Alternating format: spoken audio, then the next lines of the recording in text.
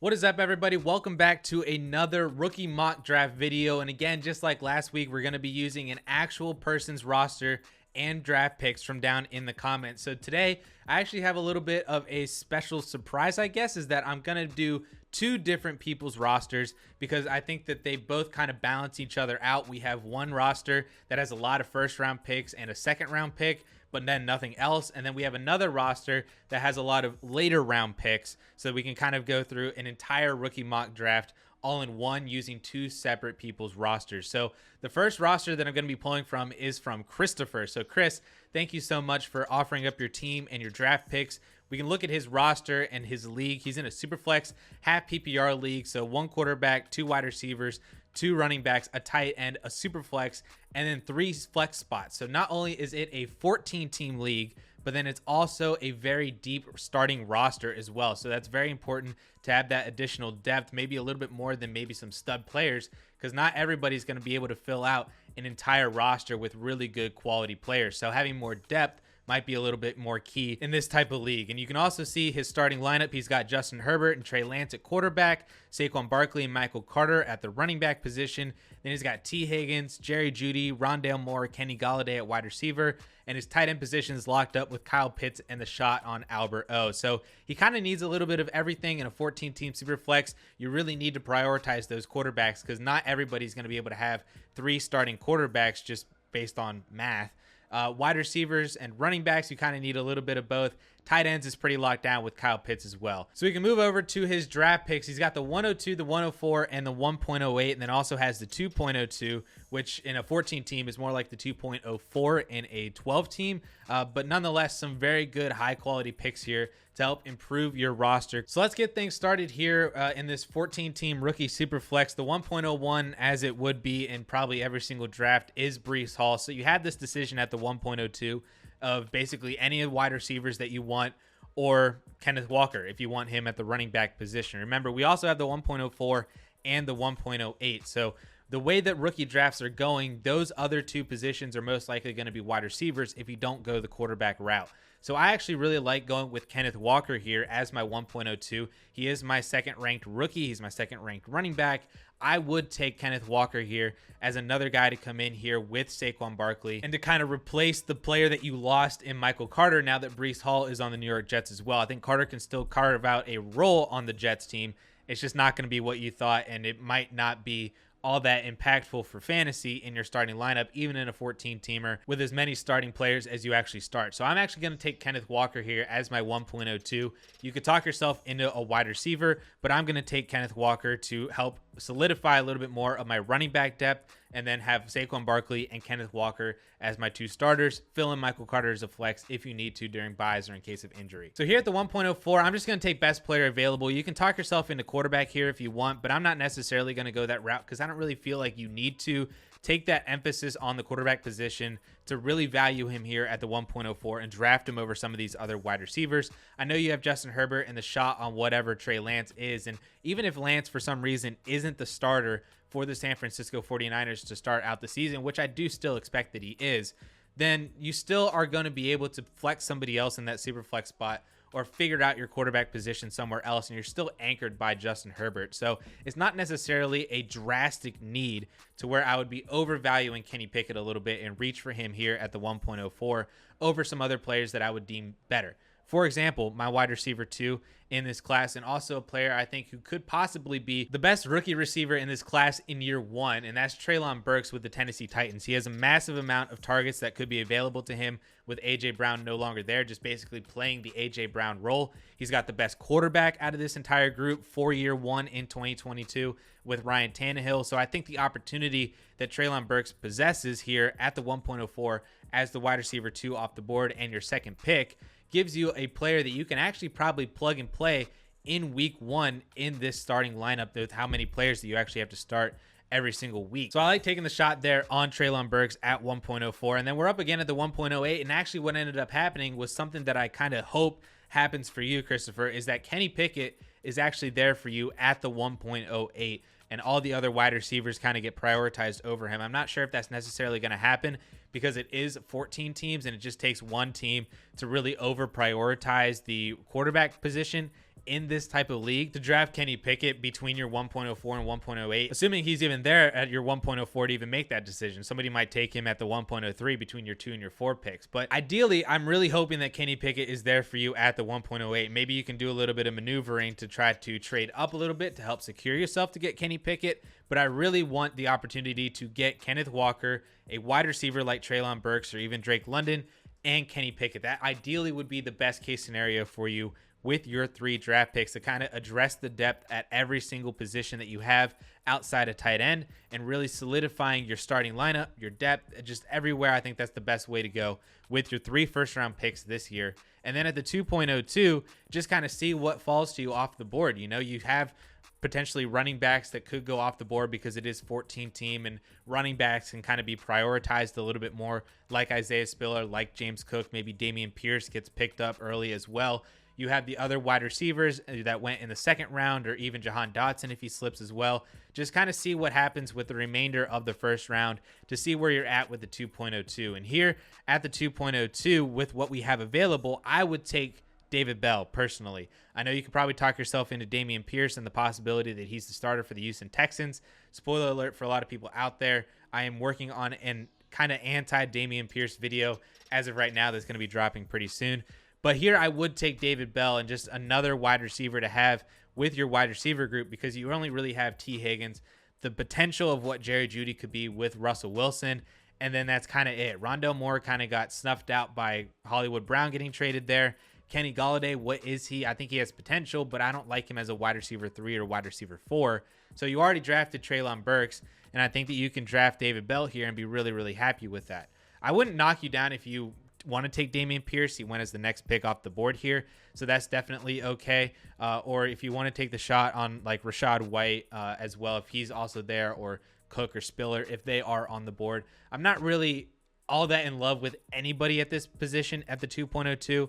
Outside of kind of David Bell, I am kind of in love with him a little bit there, because I do think that he has good opportunity on the Browns with Deshaun Watson to kind of be like a Jarvis Landry kind of player. But ultimately, this is your draft. Get the guys that you want. If you really like somebody there that's not David Bell, don't follow my advice. Just take your guy and be much happier with that, especially if he pans out and he works out a lot better and I'm wrong, then that's just going to be a lot better for you, taking your guy and then having that actually be the right decision. So I did say that I'm going to be doing 2 mock drafts in this video, and this other one is actually from Ethan from down in the comments as well. So Ethan, thank you so much. And the reason why I decided to do 2, like I said at the beginning, is because Christoffer's was entirely basically in the 1st round, 1 2nd round pick as well. But then Ethan's draft has a lot of late round picks. We got multiple 3rds, like 6 4th round picks, a 5th round pick.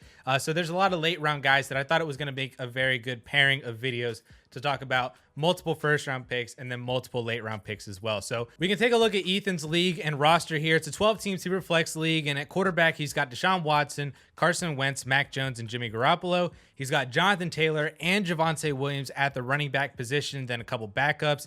At wide receiver, he's got DJ Moore, Jerry Jeudy, Robert Woods, and then a bunch of backup wide receivers. And then his tight end position is all right. I'll give him a C for it. It's Noah Fant, Evan Ingram, Robert Tonyan, and then backups as well. And then he has a boatload of picks in the later rounds, like I said. So we can move right on over to take a look at what he's got in his rookie draft. He's got the 1.09 and the 2.06 as his 2 1st and 2nd round picks. He's got 2 3rds, 6 4ths, a 5th, and then he also has a 6th rounder. This draft board doesn't go down to the 6th round, so sorry about that, Ethan, but we'll talk a little bit about the 6th round when we get into the 5th. So let's just get things rolling here and get things started, because this is going to be really, really fun to talk about all these late round guys. But first, it's the 1.09, and as I would expect, it's probably going to end up being a selection of a couple of wide receivers that you can go with. You got Skyy Moore, you got Christian Watson, and the 1st rounder in Jahan Dotson. If it was me, my rankings, it goes Skyy Moore, Jahan Dotson, Christian Watson. That's my personal rankings here. So just to not kind of bury the lead anymore, I am going to take Skyy Moore here, but you can absolutely take whoever you want here. If you prefer Christian Watson over Skyy Moore, or if you prefer Jahan Dotson over Skyy Moore, you can absolutely go that route. I just prefer Skyy Moore. I had him ahead of both players pre-draft. I have him ahead of both players post-draft as well. Absolutely love the fact that he went to the Kansas City Chiefs in the 2nd round. I think there's a fantastic opportunity for him, but I will understand if you want to take the upside on Christian Watson or the 1st round draft capital in Jahan Dotson. I definitely get that as well. It's really just down to you which of those 3 wide receivers you would go with. Me, I go with Skyy Moore. If Kenny Pickett were available, you could have more of a decision to make there, but I don't really know if I would go the Kenny Pickett route just because you have a pretty solid Superflex group. You have Deshaun Watson as your cornerstone piece. You have quality QB2s in Mac Jones, and I think it's Carson Wentz as well, as long as he's playing. And then you also have the potential that maybe Jimmy Garoppolo is starting either for the 49ers over Trey Lance this year or for a different team if he actually does get traded. So I think you have a pretty solid quarterback group already that I don't think you necessarily have to go Kenny Pickett if you don't want to. And you can maybe look towards the 2023 class, get a better quarterback next year if you want to. Or you could take Kenny Pickett if you really like Pickett as well, if he is still on the board over the other wide receivers. So we're up again at the 2.06, and this is probably going to be the wildest part of this whole entire rookie draft, just because there are so many different possibilities and directions that you can go with this pick. You know, just from this mock draft, you can see that Isaiah Spiller, James Cook, Dameon Pierce, those are the 3 running backs that went off the board. And then you still have Rachaad White down here. So you could definitely go the Rachaad White route. The other wide receivers, Dotson, Pickens, Watson, are all off the board. So you have your choice of second-round picks like John Mechie, Alec Pierce, Wan'Dale Robinson. You can go for another quarterback if you didn't want to take Kenny Pickett. Maybe Desmond Ridder is there for you, but I don't know if I necessarily want to go that route either. So I think what I would do here at the 2.06 is actually take Wan'Dale Robinson here, wide receiver for the New York Giants. He went in the 2nd round. I absolutely actually really like Wan'Dale Robinson. His prospect profile is fantastic. He was super productive at Kentucky in his 3rd and final season there last year. And actually, in that same video that I was talking about with the Dameon Pierce kind of anti-Pierce video, in that same video, I have a pro Wan'Dale Robinson stance as well that I kind of break down his profile a little bit. So I actually really like Wan'Dale Robinson. I think he's a little bit undervalued. I've even seen him go down to the 3rd round, but I'd be more than comfortable taking him here at the 2.06 and solidifying him to help with your wide receiver depth. So now we get into the later rounds. We have 2 back-to-back picks right now at the 3rd round. Then we have 6 4th-round picks that we need to talk about. But first here in the 3rd round, and this is already shaping up to be fantastic because ideally what I would like to see would be 2 picks out of Tyler Algier, Keontae Ingram, and Tyrion Davis-Price. And that would be the order that I would choose them as well. So if all 3 are available, I'd take Algier and Keontae Ingram. If any 2 of them are available, I'm taking both those guys. If only one of them is available, take that one, and then we'll have a different decision to make as well. But as you can see right now, Tyler Algier already went. So we have Keontae Ingram, and then we also have Tyrion Davis-Price. So that's absolutely great. If they, for some reason, were not all 3 there, if only one of them were there, then Khalil Shakir would be on my short list as well.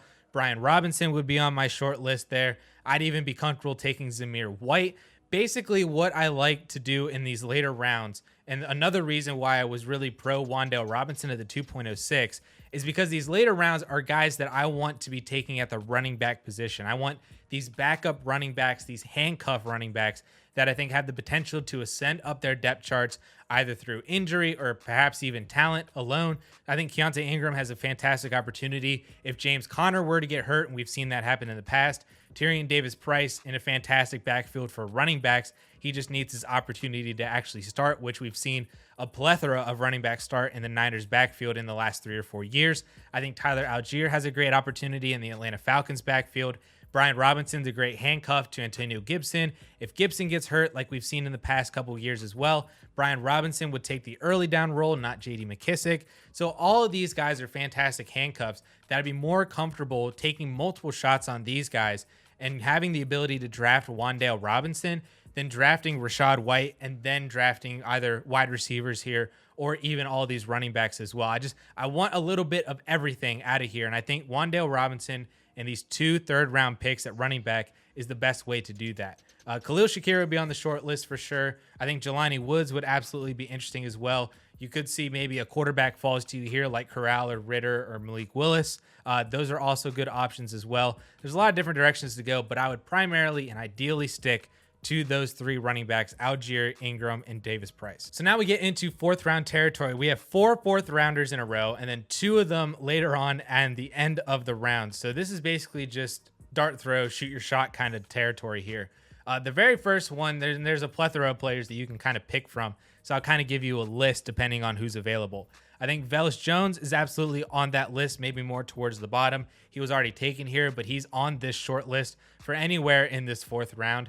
If any of these wide receivers or tight ends like Jelani Woods or Greg Dulcich, Khalil Shakir for sure, Jalen Tolbert, even Tyquan Thornton, I think if any of those guys fall as well, they're absolutely on the short list. Of the guys available here that I will be drafting, Romeo Doubs, absolutely. I've even made the bold comment to say that I think Romeo Doubs could have a better opportunity as the better rookie wide receiver on the Green Bay Packers. So I like Romeo Doubs for sure. I like Hassan Haskins, again, straight handcuffed to Derrick Henry. So if Derrick Henry were to ever get hurt again, we saw Deontay Foreman and a couple other running backs have pretty solid fantasy performances. Haskins is another monster of a man. Dude's like 6'3", 230 pounds, basically like a Derrick Henry clone, just slower. So another player that can just wear defenses down. And I'd imagine he probably gets the start because it's really only him behind Derrick Henry. So he's the straight Derrick Henry handcuff that I like to take the shot on. Personally, I would still take Jerome Ford down here. I understand that he went to a bad landing spot with the Cleveland Browns. I get that, but I really think Jerome Ford is a good running back. Kareem Hunt and Dearness Johnson are both free agents at the end of the year, so maybe Jerome Ford has an avenue in 2023. Maybe he has an avenue in 2022 if Nick Chubb and Kareem Hunt and maybe Dearness Johnson all get hurt or something like that. We saw multiple of those running backs hurt at the same time in 2021. That made Dearness Johnson very valuable for a couple of games. So maybe Jerome Ford has an avenue in some way or another. I just believe that he's a good running back, and I want to take that shot there at the 4.06 over a lot of these other guys. 4.07, Tyler Beatty, I think, is the next guy on this list. Baltimore Ravens. I think he has a good opportunity there if J.K. Dobbins and Gus Edwards kind of take a little bit more time than expected to recover from their knee injuries last summer. We've already seen news that both of them are potentially a little bit behind schedule or not progressing as well as the Ravens would have thought. So handcuff, we're just taking shots in the dark here. So Tyler Beatty, I'd like that as well. Isaiah Pacheco would have been on the short list for me in this later 4th round too of the players that were still on the board. I think Kevin Harris is another one of these players, 6th round pick to the New England Patriots. Again, we've seen multiple New England Patriots running backs have fantasy relevance in multiple games over the past couple of years. I think Damian Harris is gone after this year. I think that they're not re-signing him and they're moving forward with Ramondre Stevenson. James White is also a free agent at the end of this year and is, I think, above the 30-year-old age range as well already. So the fact that the Patriots drafted 2 running backs this year, I think tells me that they're moving away from Damian Harris and they're just continuing to churn out these running backs at the back end of their roster and their depth chart. That I want to take the shot on Kevin Harris just to see what happens. That's basically where we're at in this 4th round. Is just see what happens with these players because the likelihood that you even keep them into the season, let alone into next year, is probably pretty slim, but just see what happens. The last player I want to mention, and I keep forgetting about him because I have to scroll all the way down here on this Fantasy Mocks website down here on this ordering of these players, is Danny Gray, 3rd round pick to the San Francisco 49ers. And I think it's pretty significant that he got day 2 draft capital because he went to the Niners, and we know that they've talked about potentially trading Deebo Samuel away. I don't think that happens, and I'm not drafting Danny Gray in the hopes or the prediction that they trade away Deebo Samuel. But if they were, there's a real possibility that their wide receiver core is Brandon Ayuk and then Danny Gray as a 3rd round pick. So getting a 3rd round wide receiver, a day 2 pick in the 4th round, that's pretty substantial draft capital into a wide receiver, a pretty substantial investment. So why not take the shot on him in the 4th round?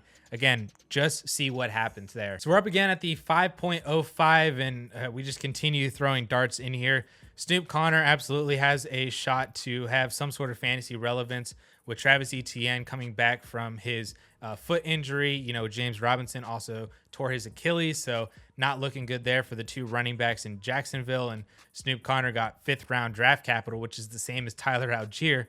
So that's not necessarily the worst possible thing.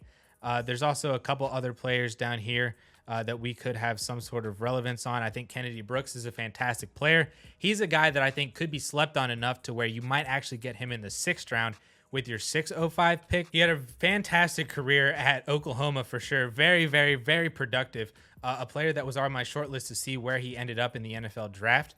So the fact that he landed on the Philadelphia Eagles as an undrafted free agent is kind of interesting to me just because we've seen that the Philadelphia Eagles, also like the Patriots or the Niners, they like to churn out their running back depth chart. We saw them go through stints with like Jordan Howard, re-signing him again, even last year whenever Miles Sanders was on and off the injury report. We know what Boston Scott is. He's never going to be a two-down player. And then they also have Kenneth Gainwell, who's also kind of interesting, but profiles more as a third down back. So if Miles Sanders were to ever get hurt, and maybe even Kenneth Gainwell kind of flirts with the injury report as well, Kennedy Brooks could be really interesting as a player that not only makes the roster, but could have some sort of fantasy relevance in season as well after a productive career at Oklahoma. So Kennedy Brooks would be my 605 pick if he was on the board. So those are the 2 mock drafts that I decided to run through as a nice combination of early round picks and late round picks. So thank you, Christopher and Ethan, for submitting your leagues and your rosters. If you guys are interested, down below, please leave a comment. If you are interested in me doing a video potentially on your team and your league and your draft picks, just leave a comment down below giving me your league information, your roster, your draft picks, and then the date of your rookie draft so I can get you advice before your rookie draft actually starts, so it's kind of meaningful. If I don't choose your roster for a video, I will absolutely respond to you and give you my advice for what I would do down in the comments section. So leave all that below. Comment below if you agree or disagree with me on any of the draft picks that I made or any of the process that I went through. Drop a like down below if you like this content and like to see these Dynasty rookie mock drafts from this DLF YouTube channel. Then please hit that subscribe button for more amazing content from not only myself, but a bunch of other amazing people on the DLF YouTube video team. And with that all being said, guys, thank you all so much for watching. We'll catch y'all later.